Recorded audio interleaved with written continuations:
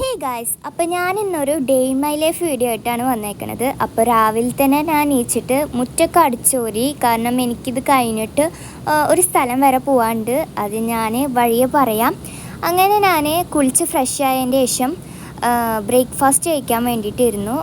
ദോശയും സാമ്പാറും ചട്നിയൊക്കെ ആയിരുന്നു ഇന്ന് ബ്രേക്ക്ഫാസ്റ്റിന്. അങ്ങനെ അതൊക്കെ കഴിച്ചിട്ട് ഞാൻ നേരെ നിദാർക്കാണ് പോയത്. കാരണം നിദാക്ക് ഇന്ന് ലേണിംഗ് ടെസ്റ്റാണ്.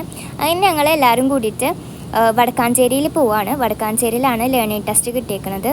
അങ്ങനെ ബസ് കയറാൻ കാത്തിക്കാണ്. അങ്ങനെ ബസ് ഞങ്ങൾ കയറ്റില്ല ഗൈസ്, ഞങ്ങൾ കോളേജ് കുട്ടികളെ വിചാരിച്ചിട്ട്. അങ്ങനെ പിന്നെ ബസ് വന്ന് ബസ്സിൽ കയറി. അങ്ങനെ പിന്നെ അവൾ ലേണിംഗ് ടെസ്റ്റിൻ്റെ ക്വസ്റ്റ്യൻസൊക്കെ ഇങ്ങനെ അറ്റൻഡ് ചെയ്ത് നോക്കുമായിരുന്നു കേട്ടോ, കിട്ടുന്നുണ്ടോ ഇല്ലേന്നൊക്കെ. അങ്ങനെ അവൾ അറ്റൻഡ് ചെയ്യുന്ന ക്വസ്റ്റ്യൻസൊക്കെ തെറ്റാണ്. ഞാൻ അവിടെ ചെന്നിട്ട് എന്താവോ എന്തോ പേടിണ്ട. അങ്ങനെ ഞങ്ങളവിടെ എത്തി.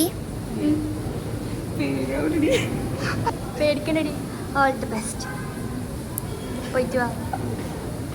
അങ്ങനെ അവൾ ടെസ്റ്റിന് പോയി. ടെസ്റ്റൊക്കെ കഴിഞ്ഞിട്ട് വന്നു. അവൾ പാസ്സായിട്ടോ.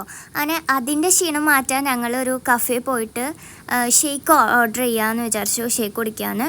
അങ്ങനെ ഷേക്ക് ഓർഡർ ചെയ്ത് ഞാനൊരു വാനില ഷേക്കും പിന്നെ അവൾ മുംബൈ ഷാർജ പറഞ്ഞിട്ടുള്ള ഷേക്കാണ് ഓർഡർ ചെയ്ത്. ഞാൻ വാനില ഓർഡർ ചെയ്തപ്പോൾ അയ്യേ ഈ വാനിലയാണ് ഓർഡർ ചെയ്യണമെന്നൊക്കെ ചോദിച്ച ആളാണ്. മുംബൈ ഷാർജ ആൾക്ക് ഒട്ടും ഇഷ്ടമായില്ല. എനിക്ക് നല്ല ഇഷ്ടമായിട്ടോ എൻ്റെ വാനില ഷേക്ക്. അങ്ങനെ ഞങ്ങൾ അതൊക്കെ കുടിച്ചിട്ട് പിന്നെ ഞങ്ങൾ അവിടുന്ന് ഇറങ്ങി. അങ്ങനെ ഞങ്ങൾ അവിടുന്ന് ബസ്സൊക്കെ കയറി. വടക്കാഞ്ചേരിയിൽ നിന്ന് ഞങ്ങൾ ബസ് കയറി.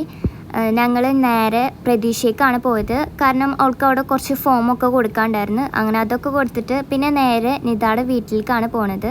ഒരു പാടത്ത് കൂടെ ഒക്കെ എണ്ണിട്ടാണ് പോവുക. കാരണം ഞങ്ങൾ കുറേ മയിലുകളിനൊക്കെ കണ്ട്.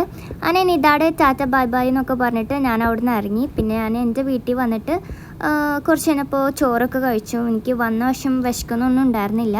അങ്ങനെ ചോറും മീൻ പൊരിച്ചൊക്കെ ഉണ്ടായിരുന്നു.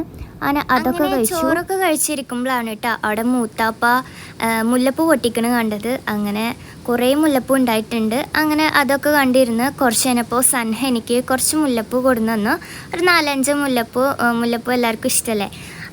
എന്നിട്ട് അവൾ പോയിട്ടോ. അപ്പോൾ ഇത്രയൊക്കെ ഉള്ളൂ ഇന്നത്തെ വീഡിയോ. എല്ലാവരും ചാനൽ സബ്സ്ക്രൈബ് ചെയ്യുക. അടുത്ത വീഡിയോ ആയിട്ട് വരാം. ബൈ.